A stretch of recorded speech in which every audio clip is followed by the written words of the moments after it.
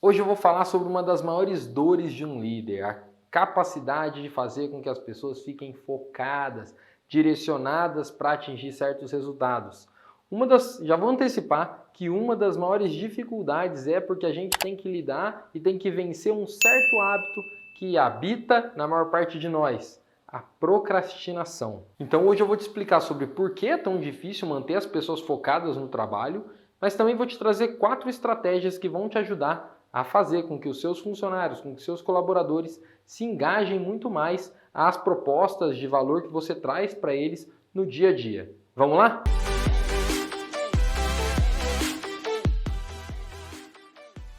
Fala líder, fala RH! Hoje eu estou aqui para conversar com vocês sobre esse assunto que a gente falou anteriormente, foco. Como fazer com que as nossas equipes fiquem mais focadas no dia a dia?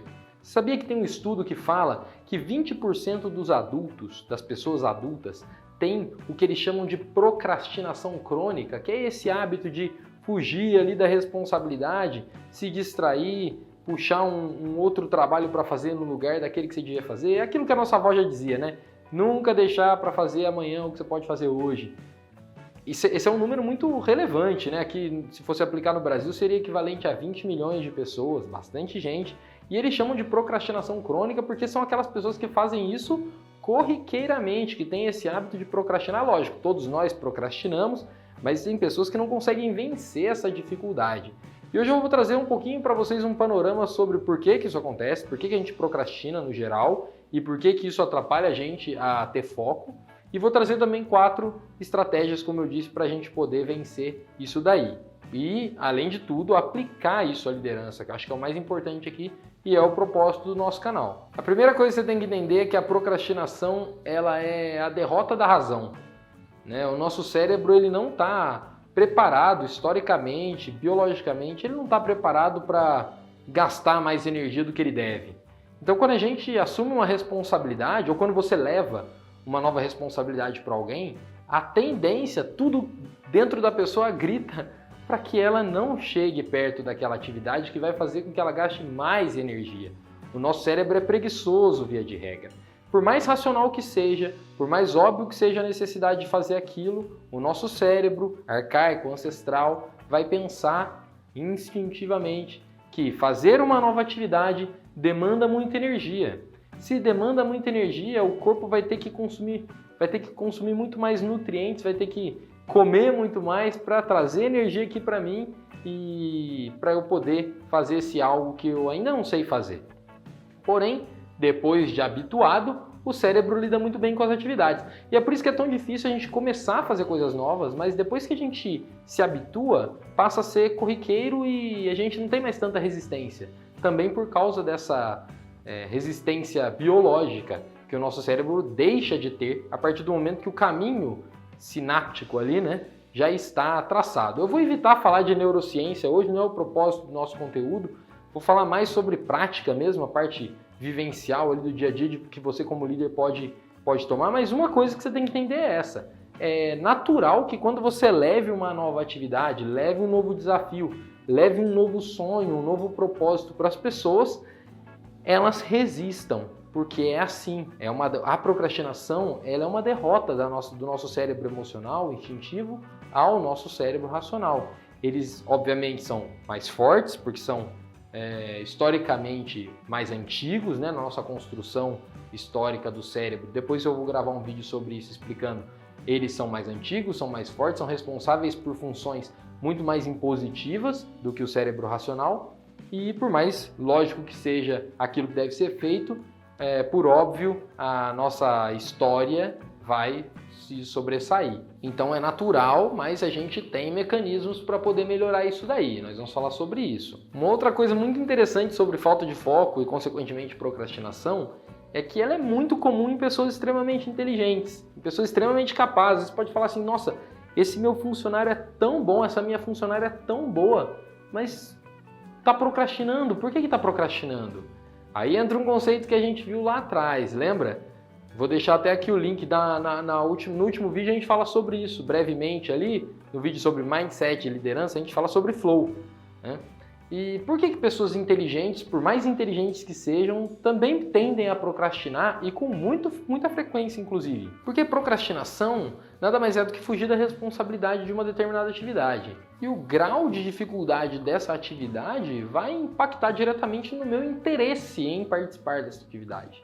Então, se eu sou uma pessoa que tem um nível de capacidades alto, e você me vem e me propõe uma atividade super simples, corriqueira, rotineira, que por mais lógico que seja, é necessário que seja feita para que se atinja um resultado no futuro, por mais óbvio que seja que eu tenho que fazer isso, eu, capaz que sou, tendo a procrastinar por causa da facilidade, porque é tedioso.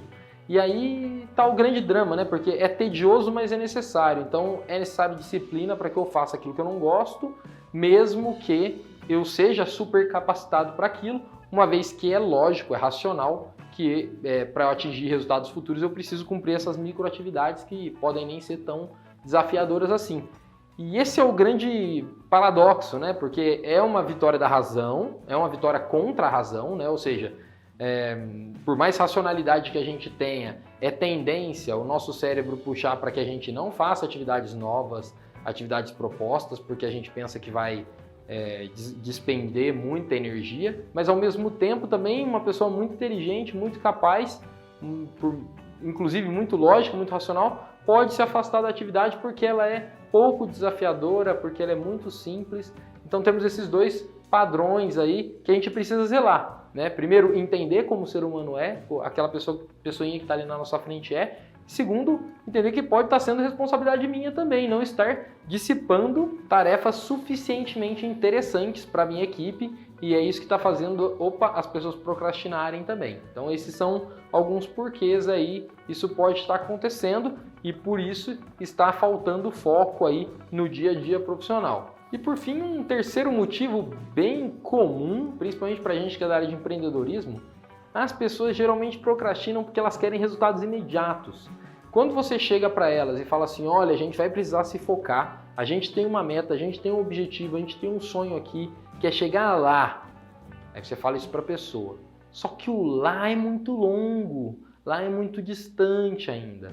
Essa sensação de, puxa, é muito longe, ainda falta muito, faz com que a pessoa também tenda a procrastinar. E aí entra uma outra habilidade lá descrita no Flow, né? A capacidade da gente fragmentar essas tarefas, fragmentar esses propósitos para as pessoas poderem entender como vai ser chegar até lá, né? E a gente vai falar sobre isso agora nas nossas estratégias para mudar esse cenário de procrastinação e implementar um cenário de foco através da sua habilidade como líder. E aí existem muitas maneiras de ensinar você aí do outro lado sobre como melhorar o foco da sua equipe. Hoje eu vou escolher uma delas. Ao longo dos nossos vídeos aí você vai encontrar outras formas para poder fazer isso também. Uma delas é o Flow, a gente já falou, aprende, domina o Flow. Quanto mais você dominar o Flow, melhor vai ser a sua capacidade de gerar foco. E hoje eu vou ensinar uma outra ferramenta que também pode te ajudar a estruturar tanto o seu discurso quanto a sua estratégia comunicacional ali, de médio e longo prazo, inclusive, com as pessoas da sua equipe para engajá-las. Isso pode também ser aplicado na sua vida no geral, afinal é uma ferramenta de coaching, então pode te ajudar. Vamos entender que para a gente construir foco, a gente precisa de 4 pilares fundamentais. É como se foco fosse uma casa, né? Para eu ficar focado, eu tenho que estar protegido dentro de uma casa. E essa casa tem 4 grandes pilares. O primeiro pilar é o que a gente chama de objetividade. É difícil demais construir foco em alguém, sendo que o meu objetivo, na verdade, não é objetivo. E aí eu dou uma dica para vocês muito famosa: aprendam a dominar os objetivos SMART. E o que eu quero dizer quando eu digo aprenda a dominar os objetivos SMART? Todo objetivo, toda proposta que a gente vai fazer, acho que é sobre isso que a gente está falando, né? Quando eu proponho coisas, será que as pessoas ficam focadas? Elas trabalham focadas pelo tempo que eu espero que elas trabalhem? Então, quando eu proponho coisas, essa proposta ela precisa ser o mais clara possível. Ela precisa estar dentro de certos critérios que trazem para ela uma visibilidade interessante. Nos objetivos SMART, a gente vai ver que um objetivo precisa ser o quê? Específico, mensurável, alcançável, relevante e temporal. que isso significa? Não adianta você chegar, vou pegar um exemplo de um cliente meu, por exemplo, de mentoria ou coaching. Inclusive um parênteses aqui aberto, estou com vagas abertas para mentorias individuais de liderança. Se você tiver interesse, manda uma mensagem aí no e-mail que está na descrição do vídeo que a gente vai conversar melhor sobre. Mas vamos dizer que você é um cliente meu de mentoria e você chega para mim, primeira sessão, eu chego para você e falo assim, meu fulano, o que você quer com o nosso propósito, com o nosso projeto? Qual que é a sua meta, qual que é o seu objetivo? Você fala assim, eu quero ser um líder melhor. Ser um líder melhor... Esse objetivo não é engajável, né? Como é que eu vou me comprometer com você a você ser um líder melhor, sendo que eu não sei o que você acha que é ser um líder? Eu não sei o que você acha que é ser ruim e eu não sei o que você acha que pode melhorar dentro do seu perfil de liderança, dentro do seu estilo de liderança. Então, quando a gente vai levar uma proposta de valor para alguém, a gente deve se preocupar se aquilo que eu estou dizendo é específico o suficiente. Olha, Renato, eu tenho sido um líder muito agressivo na minha comunicação e eu gostaria de melhorar isso. Eu gostaria verdadeiramente que as pessoas me reconhecessem como um líder que não somente sabe resolver os problemas do cotidiano operacionais, mas que também consegue conduzir elas até um bom resultado. Eu acho que uma boa forma disso seria eu começar a construir líderes, né? Porque eu já estou trabalhando há 10 anos nessa função e eu não consegui criar ninguém tão bom ainda. Então acho que uma forma que me faria provar que eu sou um líder melhor é se eu conseguisse criar líderes e melhorar a minha comunicação, que ainda é violenta demais. Tá um pouco mais específico, né? É como se você, como gestor ou gestora, chegasse para sua equipe e falasse assim, ó, gente, a nossa meta esse ano é a gente se tornar a melhor empresa da cidade. Mas o que é a melhor empresa da cidade? Aonde a gente vai conseguir saber isso? Quais são os parâmetros? A gente tem que chegar a quanto de venda? Quantos clientes a gente tem que ter? Tem algum reconhecimento público para isso? Sei lá, os vereadores vão entregar um diploma para a gente? Ou tem alguma empresa que faz pesquisa local que vai dizer se a gente é boa ou não, né? Então, tudo isso é especificidade. Quanto menos você coloca especificidade no seu objetivo, pior é para as pessoas se engajarem, elas têm mais dificuldade de se engajar. E isso é o que a gente chama de específico lá do Objetivos SMART. Mensurável é fazer só uma reflexão. É mensurável? Essa frase aqui que eu acabei de construir para dizer que tipo de empresa a gente quer ser é mensurável? Tem a pesquisa, tem como a gente verificar a quantidade de vendas, etc. Adianta você falar para o seu gestor, para o seu funcionário, que ele tem que começar a melhorar a produtividade dele, sendo que você não tem ferramentas para provar que ele começou a melhorar a produtividade dele? Não adianta, é subjetivo, não é objetivo. Se não é objetivo, vai ter dificuldade de vincular ele, vai ter dificuldade de engajar e, consequentemente, vai ter dificuldade de fazer com que ele tenha foco para se direcionar a esse resultado, né? Além de mensurável, tem que ser alcançável. Adianta eu planejar um objetivo, por mais específico que seja. Sei lá, eu quero comprar uma casa. Aí eu falo assim, eu quero comprar uma casa de R$1 milhão. Mas eu ganho quanto? Quanto eu ganho? Ganho 1.000? Ganho 2.000? Ganho 10.000? Se eu ganho 1.000, realmente é alcançável que eu consiga comprar minha casa de R$1 milhão no tempo que eu estou planejando? Aí a gente tem que fazer uma SWOT ali para ver, né, quais são os meus pontos fortes de verdade, quais são os meus pontos fracos. Será que é coerente eu solicitar? Por isso que eu falei lá no vídeo também de Mindset de Liderança, que uma das boas estratégias é a gente ter um dossiê sobre os nossos funcionários, porque é ali no dossiê que a gente consegue verificar essa SWOT. A gente consegue ver, bem, quais são os pontos fortes e os pontos fracos dessa pessoa para verificar se esse objetivo que eu estou trazendo à mesa é de fato compatível com aquilo que essa pessoa almeja, com aquilo que essa pessoa é, do ponto de vista capacidades e ainda ela vai conseguir alcançar isso. Será que eu estou dando recursos para ela conseguir alcançar isso? Essa é uma reflexão válida para que o objetivo seja algo bem montado. E relevância a gente vai falar daqui a pouquinho. O objetivo tem que ser relevante, a gente vai falar agora, daqui a pouco. E temporal, né? Tem que ter um prazo. Não adianta você só falar assim, galera, a gente tem que melhorar a nossa produtividade, mas até quando? Quando a gente vai reavaliar esse seu pedido?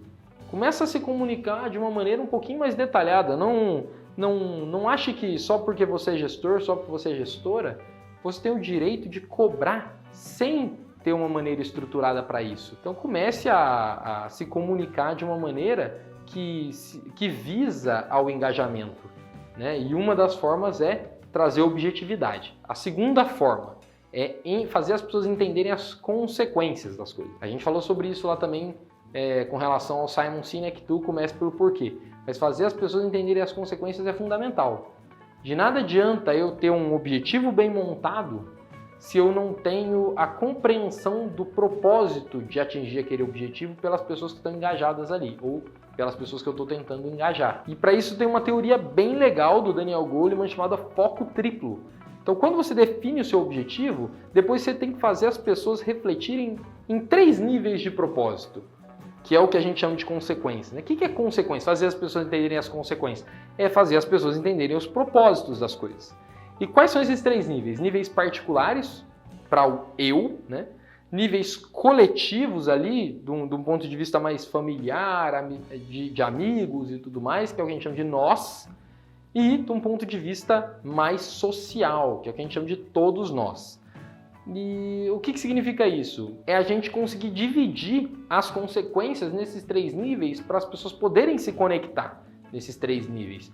Quais são as vantagens que você vai ter? Qual é a consequência que isso vai gerar na sua vida quando a gente atingir esse objetivo? Qual é a consequência que isso vai gerar na vida da equipe, na vida do time, na vida da empresa? Qual é a consequência que isso vai gerar na sociedade? A gente se tornar uma empresa de primeira linha aqui na cidade vai trazer que consequência para você? Pô, se você fez parte desse projeto, vai aumentar suas comissões, porque você vai ter batido metas, você vai ter seu emprego garantido, etc, etc, etc, etc. Aí, do ponto de vista nós, o que isso vai trazer para a equipe? Bom, nós vamos conseguir investir mais em capacitação para o grupo, a gente vai conseguir trocar os equipamentos de tecnológicos que vocês utilizam para o trabalho, a gente vai sair desse lugar e vai para um ambiente muito mais agradável que estimula aí a coletividade, etc, etc, etc. E para a sociedade, pô, uma empresa grande contrata mais, e a gente contratando mais, a gente diminui o desemprego, etc, etc, etc. Então a gente compreender as camadas das consequências é uma das coisas que faz com que as pessoas se engajem mais. Essas 2 coisas por si só já é muito difícil. E você tem que treinar em colocar isso, trazer isso para dentro do seu discurso como líder. Quando você for se comunicar, já tem que estar planejado. Esse é um dos grandes defeitos da liderança. A gente não planeja as coisas que a gente vai falar. E a gente acha que porque a gente chegou até aqui, porque a gente pode ser bom comunicador, isso vai levar a gente ao êxito, mas nem sempre. A gente tem que ter estratégia na condução dos relacionamentos também. Então pensa, organiza, pensa se o objetivo está claro o suficiente, pensa se sua proposta para o trabalho que essa equipe vai ter está clara o suficiente. Pensa se as consequências vão ser conectadas com as demandas, com as ambições da sua própria equipe. Quando você tiver tudo isso pensado, aí você traz isso para o seu discurso. Certamente isso vai facilitar com que as pessoas topem o que você trouxe. Talvez não facilite que as pessoas executem aquilo que você trouxe. Por quê? Porque ainda tem um problema abordado lá nos nossos porquês. Não está fragmentado. Ainda está muito distante. Então a terceira dica é justamente organizar. Ajuda as pessoas a compreender o caminho. Essa é uma das habilidades que está em alta no mercado. Coaching é um processo que veio como uma ferramenta para quem é da área de RH, justamente para ajudar nesse sentido. Ajuda a pessoa a compreender o caminho. Não dá só a meta. Dá todos os checkpoints que a gente vai chegando. Quanto mais a gente fragmenta, melhor para o cérebro também. Voltando a falar sobre o cérebro. Quanto mais a gente fragmenta, mais a gente pode chegar a alguma conclusão, a gente pode acabar algum serviço. Quanto mais a gente acaba o serviço, mais a gente tem a oportunidade de comemorar, de revisar aquilo que a gente fez de certo, aquilo que a gente fez de errado. Quanto mais a gente tem a chance de comemorar, mais a gente ensina o nosso cérebro que nós somos pessoas de sucesso. E isso faz com que o seu cérebro queira trabalhar mais, queira se conectar mais àquele objetivo. Consequentemente, queira ficar mais focado naquela tarefa. Fragmentar, depois de entender o propósito, depois da pessoa falar assim, é isso, eu vou fazer então. Fragmentar o próximo passo para que a pessoa queira sempre voltar a querer fazer, querer fazer, querer fazer. Porque isso traz uma sensação de continuidade. Por que o videogame é organizado em fases? Entenderam a grande obviedade de Flow. Flow é isso. Flow é você trazer desafios fragmentados em níveis diferentes, em evolução contínua, para que as pessoas possam revisar, para que as pessoas possam rever suas capacidades e para que elas se sintam tão extasiadas em estarem conseguindo alguma coisa, algum avanço, por menor que seja, que elas não querem parar. Elas querem se manter focadas jogando. Gamificar o seu processo de construção de objetivos é importantíssimo. Não pense que isso é perda de tempo. Quanto mais tempo você gastar ali organizando todo o projeto com as pessoas, por isso que gestão de projetos está em alta, né? Quanto mais tempo você mostrar isso para as pessoas, mais oportunidades vai dar para elas entenderem que o erro que elas vão cometer não é catastrófico. Ali no meio do percurso vão acontecer erros, vão acontecer acertos, e tudo bem, é só um pedacinho de um projeto muito maior. Isso faz que as pessoas se engajem muito mais. Então, além de você desenvolver um objetivo específico, mensurável, alcançável, relevante, temporal, você também precisa trazer para a cabeça das pessoas a sensação de consequência em níveis variados. Quais são as consequências para elas, quais são as consequências para o time, para as pessoas à volta delas, quais são as consequências para a sociedade, que do ponto de vista empresarial, qual é a contribuição social que esse objetivo traz. Trazendo toda essa compreensão, depois você fragmenta o máximo possível esse projeto para que as pessoas entendam que cada degrau é importante no alcance do objetivo. Mas só isso vai ser o suficiente para fazer as pessoas ficarem focadas? Provavelmente não. Cada pessoa tem um estilo de aprendizagem. Algumas são auditivas, visuais, sinestésicas, digitais. Então é muito importante você também respeitar isso e compreender que é preciso criar mecanismos de feedback. Eu chamo de mecanismos de feedback.